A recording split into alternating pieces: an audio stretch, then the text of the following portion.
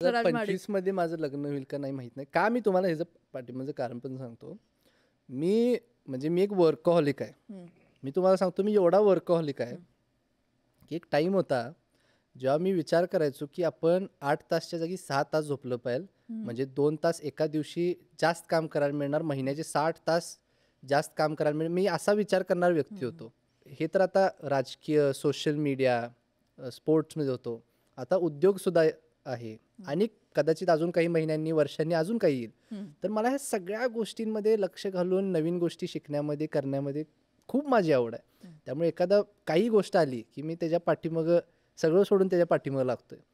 आणि त्यामुळं एक असं आहे की त्या कामामध्ये असल्यामुळं माझं ह्या गोष्टींमध्ये लक्षच नाही आहे, खरं सांगतो मी तुम्हाला. कारण I am just so busy with work की असे बाकी काही विषय माझ्या डोक्यात नाही. पण आता न्यूज 18 लोकमतच्या प्लॅटफॉर्मवरनं काय मुलीकडनं काय अपेक्षा काय ते तरी सांगा जरा. अपेक्षा काय आहेत?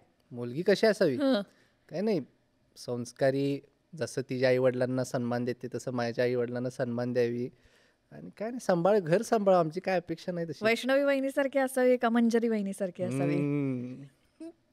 त्या दोघी मिळून जशा असतील तशी असावी. बरं.